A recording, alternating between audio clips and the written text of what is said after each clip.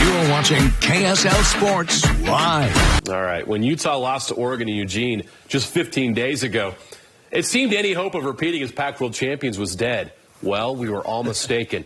What has happened since played out like a dream for the Utes. Yeah, USC was the team with all the hype. They had the Heisman frontrunner, a college football playoff spot to claim, but the better team is the team headed to Pasadena. Here's another look at how the Utes got back-to-back championships in Vegas.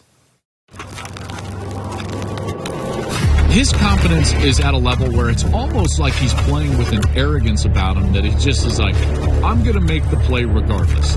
Utah doesn't have the emotion. They're not playing at Salt Lake. USC is a better version of what they were in the middle of the year, and I'm going to take USC in this game. 9 yards on that throw. This one for just a couple, and Washington pays it off on 4th down.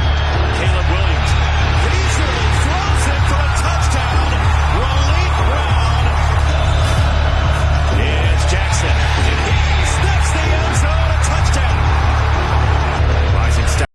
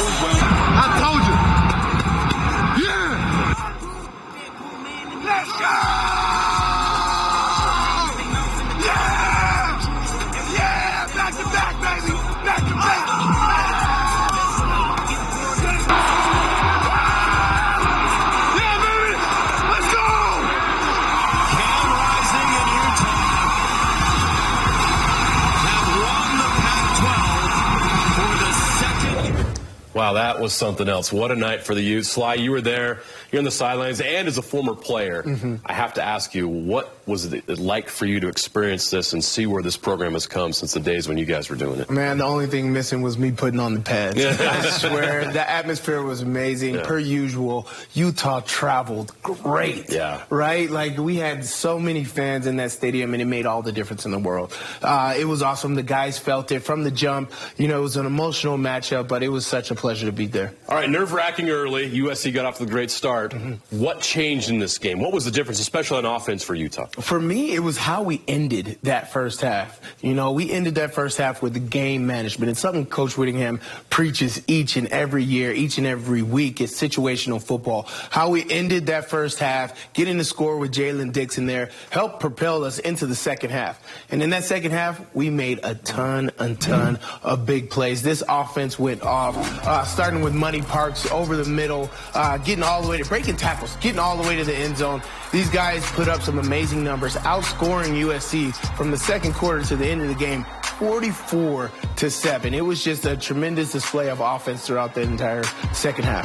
Obviously, USC has a lot of takeaways. It looked like they used that against them in this game, especially in those plays like that. So, yeah, on the other side of the ball, though, you know, they smelled blood in the water there. Coach Witt even said after the game, once they knew that they had banged up Caleb, they pinned the ears back, they got after him. How were the Utes able to I guess, changed the way Caleb Williams was able to play the game and be so dominant. It was a confidence. You know, these guys started the game. You know, Caleb Williams is a talent, man. He was throwing the ball all over, running a little bit. But as you said, once we found out the injury, you know, no holds back. We came after him. We have the defensive backfield to cover their amazing receivers and have a lot of coverage sacks. And since he was immobile, it was a great opportunity for this defense to get to him. And Gabe Reed, Connor O'Toole, Mo Diabate, Simonte Peppa, they really got after it as they have been all season.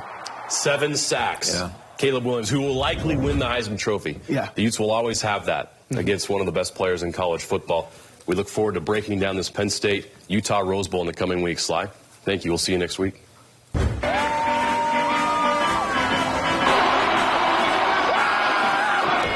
told you. Hey, you asked me why I came to Utah. Here's why I came to Utah. Let's go!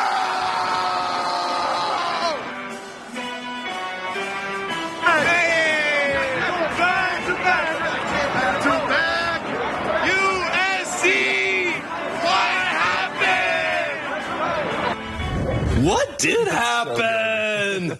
Back to Vegas in the Pac-12 Championship. The Utes defended their title Friday night, and it comes as no surprise that their defense played a major role in that repeat. Yeah, the defense was so good that they held USC to just 1 yard of total offense in the third quarter, allowing the offense to pull away from there. Yeah, with Caleb Williams not at 100%, the Utah defense pinned their ears back and went after the USC quarterback and likely Heisman Trophy winner. The Utes recorded 7 sacks. Gabe Reed and Mo Diabate led the way with 2 each. As a team, Utah had 11 tackles for loss, a team high for a single game this season. And it comes in this moment. Incredible. R.J. Hubert tied for the team lead with 9 tackles while also recording his 29-yard interception and return that helped seal the win. We never panicked. It was just a situation where I was more disappointed with the missed tackles. You know, the tackling wasn't real sharp at the beginning of the game, and we knew that, those few assignment errors that we made early could be corrected and were corrected. But I, felt if we didn't start tackling well, then nothing else was going to matter. And so that was really the biggest turnaround was the way we tackled and then the way we turned up the heat on the quarterback with the pass rush. And that really was the difference in the fourth quarter was our fourth quarter pass rush. That's how you put a game away. Cam Rising played one of his best games of the season and earned him the Pac-12 Championship Game MVP award. Rising finished the game completing 22 of his 34 pass attempts for 310 yards and 3 touchdowns. No interceptions. His best game since he last beat USC. He led the Utes to a 30-point second half that included a 57-yard touchdown pass to Money Parks and that 60-yard touchdown pass to Thomas Yasmin. Talked about imposing our will tonight, and that's really what we just wanted to go out and do. And yeah, just throwing those guys the ball. They're going to break the tackle, and along with JJ and Makai taking the load right there, running it. And yeah, just did a great job breaking tackles and taking advantage of those missed opportunities that they had. Cam Rising was outstanding. Obviously, the player of the game, the MVP, and well deserved. He's our leader, and as Cam goes, so goes the offense, and he was on target tonight.